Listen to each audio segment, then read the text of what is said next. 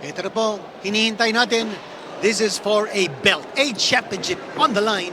The interim Philippine Boxing Federation Flyweight Championship at Andales. He's the boy with the colored trunks. At si Alicaba naman with the pristine white trunks. It's gonna be a good one. Nabanggit ating ring announcer, Bobby Mondejar. Rich credentials ni Andales. He's a former World Boxing Foundation minimum weight champion. He's a former WBO Oriental minimum weight champion. He once fought for the WBA minimum weight championship that was back in 2019. Natalo po siya, ni-knockout CP Freshman of Thailand by a TKO in the 6th round. Or check that, a technical decision in the 8th round. And then after that, bagsak na po! Bagsak na po! And we were just talking about the credentials of Andales. Bumagsak po siya dito sa round number 1. 8, come forward.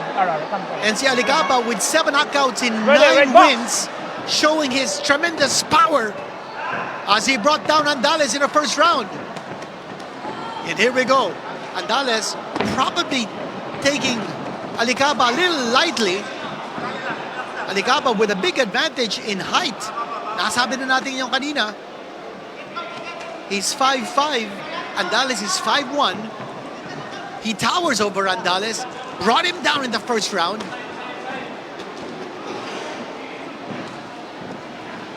Last fight po ni Alicaba, that was in December. He knocked out Harry Omak in the 4th round. He's got power, that's for sure. And talking about power, si Andales may 6 na knockouts in 16 wins. But Andales, what a rich background. His history in boxing, having fought for the WBA World Championship, losing on a technical decision to the Thailander. He's only lost twice in his career. Andales coming close to Alicaba. That's how he intends to fight this one. Close to the chest of Alicaba, putting pressure. Crisp punches being thrown here by Alicaba. He has lost 5 times. Alicaba lost to Kyosuke Takani in 2023 on a TKO in the 5th round in Tokyo. He also lost to Ricardo Sueño that same year, 2023, on a TKO in round number 10. Combination punches downstairs and upstairs by Alicaba. Andales.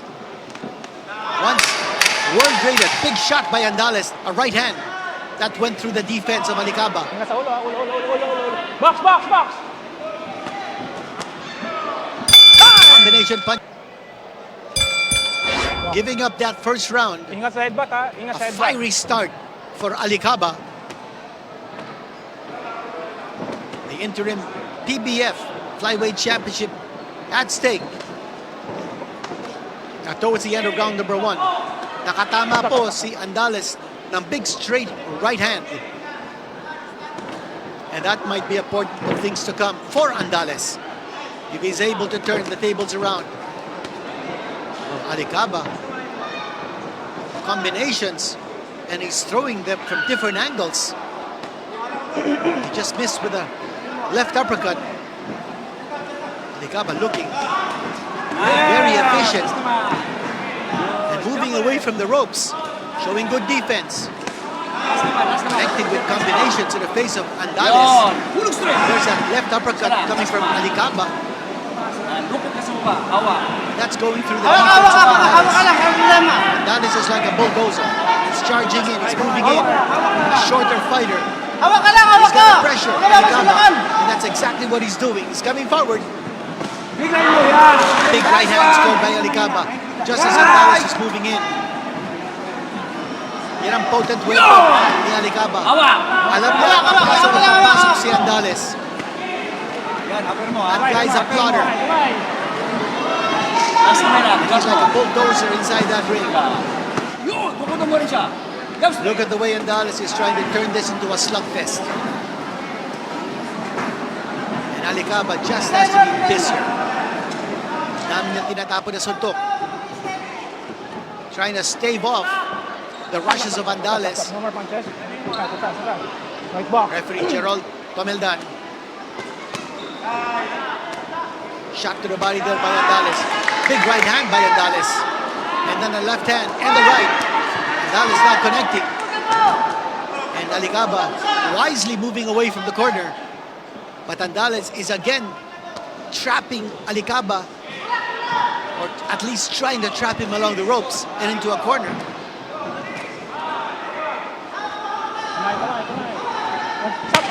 more punches. No more punches. Don't hold, no more punches. Box. Alicaba has fought 14 times. In contrast, nakaka-21 fights na si Andales. A lot more experience si Andales. He turned pro in 2017. The same year that Alicaba turned pro.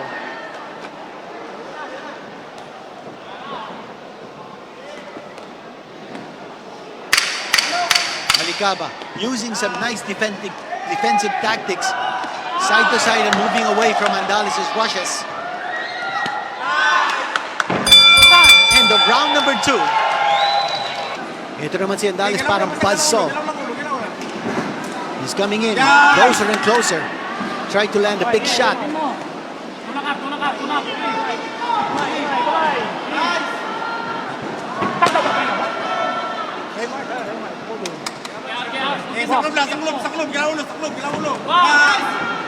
Combination scored by Andales. Again, he's trying to pin Alicaba along the ropes and into a corner. Andales wants to continue the momentum that he set in his last fight on blow by blow. Tinalo po niya yung former PBF Flyweight Champion Reymark Uppercuts connected here by Alicaba, but big left hand from Andales. He comes charging in. Alicaba throwing a lot more than Andales. Work rate and taas for Alicaba. Alicaba, however, bringing down that left hand, giving an opportunity for Andales to score. Could be at round number 3. Alicaba might be tiring out. Binababa niya yung dalawang kamay niya, while Andales is just charging in. Shot to the body there by Andales. That was a right to the side of the body, or rather a left.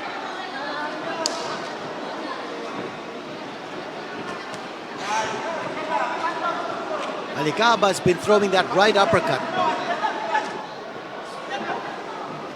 And then Alicaba backs off. And Andales has been a rampaging, raging bull.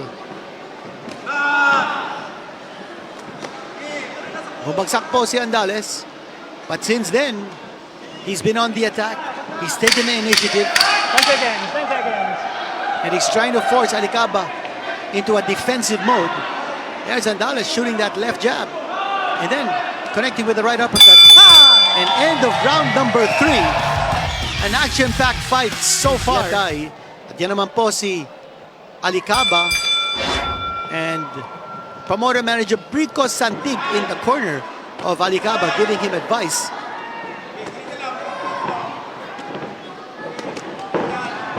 Combination punching once more coming from Alicaba.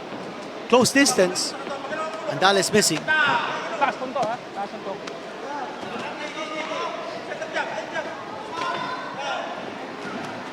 Toe-to-toe fighting right here. And Alicaba's beating Andales to the punch. And look at those punches being thrown by Alicaba. Ang taas ng work rate. Ang daming suntok galing kay Alicaba. Andales, he's just charging in. It's head-to-head fighting. It's a slugfest. Yun, nakatama ng kanan si Andales. That's exactly where he wants Alicaba. Malapit sa kanya. Manigate ang reach advantage ni Alicaba. Right hand scored by Andales. Andales continuing with the party down. That's a left hand that he scored right on the jaw of Alicaba. And he connects once more with the left. he's just like a bulldog inside that ring, a pit bull. Andales seizing momentum, putting a lot of pressure on Alicaba. Left-right combination, that's a three-punch combo. Connected there in the face of Alicaba. Another left hand from Andales, another left. Right hand, an overhand coming from Andales.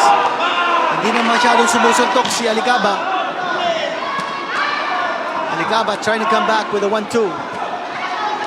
But it's all Andales here in this round, as he's knocking the head back of Alicaba. There's another overhand right coming from Andales.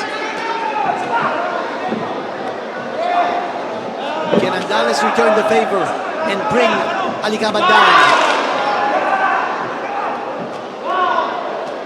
Andales is more like pushing his punches rather than putting body weight behind those blows. And as a result, he's not really hurting Alicaba.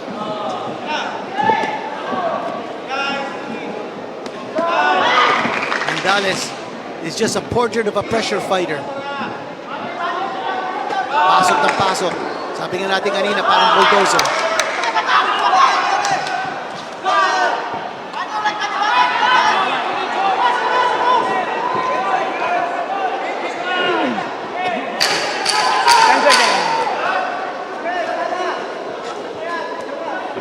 At si Alicaba, hindi na niya makuha yung kanyang distansya. He's got to keep throwing that left jab para hindi makapiker as well.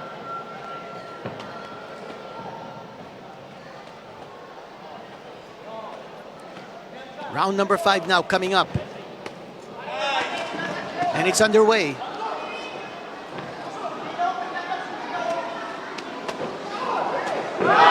Right hand scored by Andales. He tries to fight even more, delivering more pressure on Alicaba. Nawawala na yung sting ng mga suntok ni Andales. He's been able to throw some solid shots, but Alicaba is taking those shots squarely and not flinching.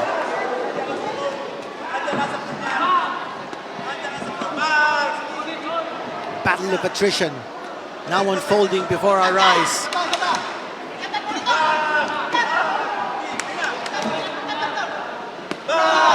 Left hand scored there by Andales. Bumubuka yung depensa ni Alicaba, and then he moves away from Andales. And he needs to use that footwork. And Andales has done a good job of cutting the ring off on Alicaba. Nawawala yung footwork dito ni Alicaba, and Andales is taking advantage. If Alicaba is a standing target, Andales is gonna flail away. Hindi naman si Andales. There's a bruise on the left eye of Andales.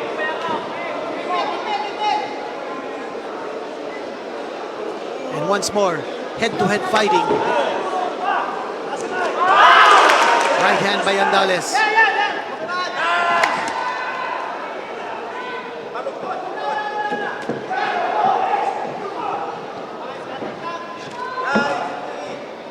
Alicaba's not shooting that left jab, and he needs that para hindi makalapit si Andales. Inabayaan ni Alicaba na pumasok si Andales. There's a right uppercut by Andales. If Alicaba doesn't shoot that left jab, Andales is just rolling all over him, and he's swarming, putting pressure on Alicaba.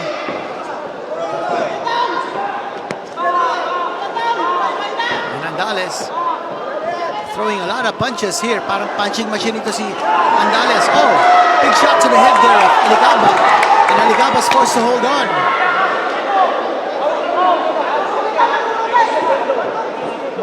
Ten-second clapper about to sound. A big round here for Andales.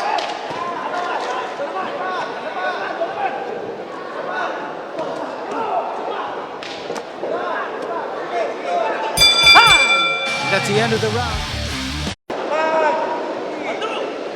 Alicaba appears to be just in survival mode at this stage. He's got to launch an attack. He was aggressive in the first round. Pinapagsak na si Andales. Now Andales, even during a break, Andales is scoring punches. Right uppercut missed there by Alicaba.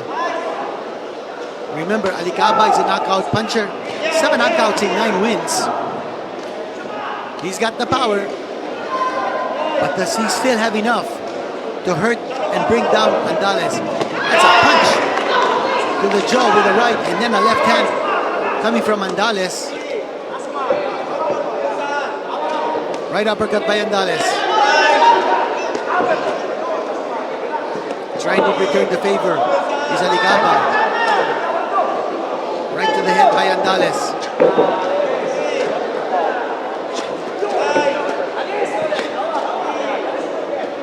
And right now Andales is providing Alicaba his worst nightmare.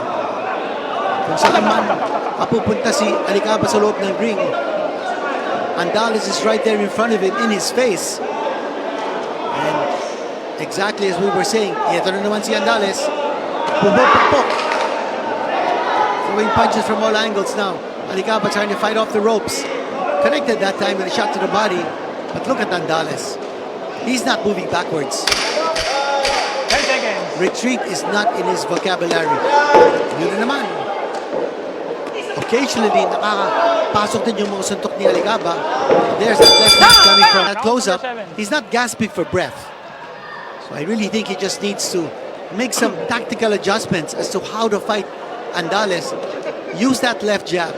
Take advantage of his distance. And also maybe get his second wind. Some crisp punching now coming from Alicaba. Pero pinapalikan siya kaagad ni Andales.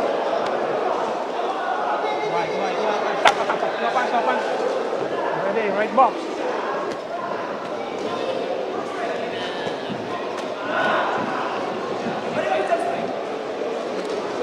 Andales constantly on the attack, constantly moving forward, just not giving Alicaba breathing room. It's all-out pressure, swarming all over Alicaba. Left-right combination by Andales. And Andales doing very well to protect himself from that jab. High guard by Andales. Kanya hindi niya nararamdaman yung mga left jabs ni Alicaba, but those left jabs have not been coming in as frequently as in the early rounds. Clubbing overhand right there by Andales. Come on, Reymark, come on. Stop.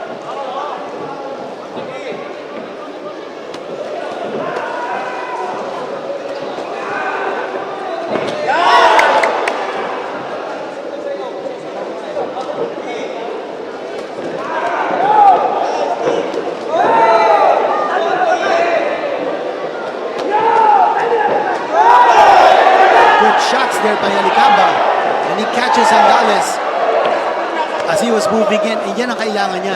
Establish his distance and then shoot from long range. Now Alicaba getting back his accuracy because he's fighting from a distance. Pero pagpasok ni Andales, nawawala yung advantage niya. He's got to bring that fight to the center of the ring. Huwag siya magpapa-trap dun sa kanto.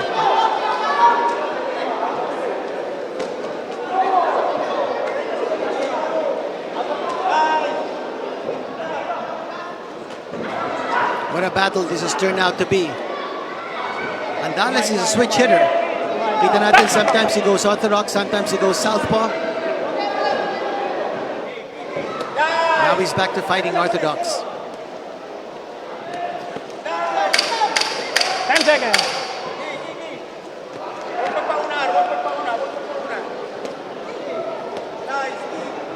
Just a few more seconds, and then the end of this round, and that's it.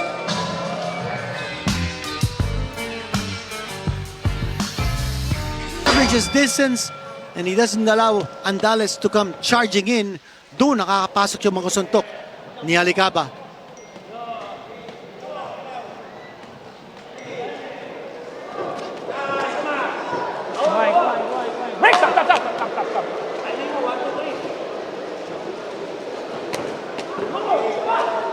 go once more. It's round number 8. Swinging right hand scored by Andales. Andales is back. Right in the face of Alicaba.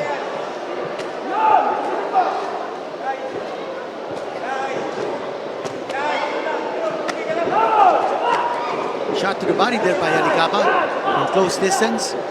He's got to throw that left jab, followed by a right straight to fend off Andales.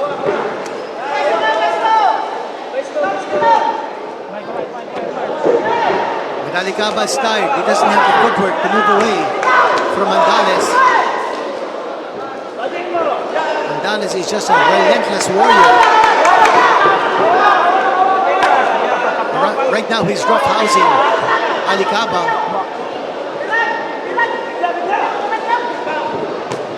All about the physicality of Andales.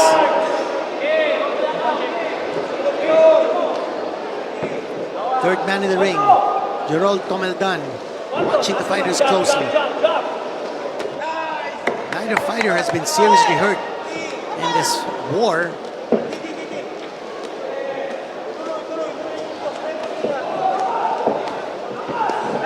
One knockdown has been scored. That was back in round number 1. Andales going down from one punch, but he got up very quickly.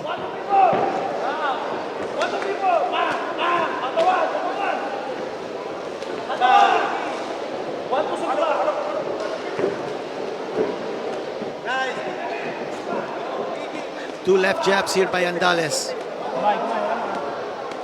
He's been fighting mainly as an orthodox rather than as a southpaw. Clubbing blows there by Andales.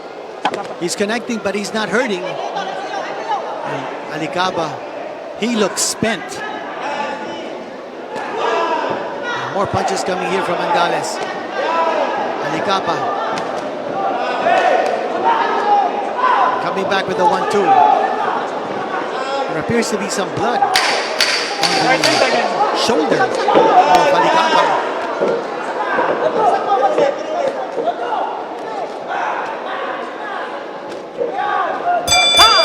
And that's the end of round number 8. 2 more rounds coming up before the punch of the round. Andales just pouring it on. It's round number 9.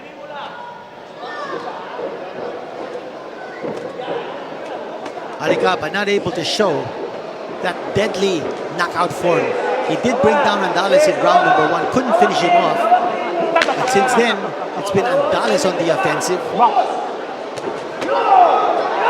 Nice punches again coming from a distance. That's how Alicaba should fight Andales. Keep him away. And Andales is just a relentless warrior. Palagi nasa harapan ni Alicaba. A thundering right hand coming from Andales. 1-2 combination here from Alicaba. A big shot by Andales, and Alicaba's going down. He is down. 5, 6, 7. He's slow to get up. 8, 9. It could be over. It is over. It is over. Andales has scored a knockout. The count has reached 10. May halong exhaustion, may halong battering. It's just too much punishment, too much pressure.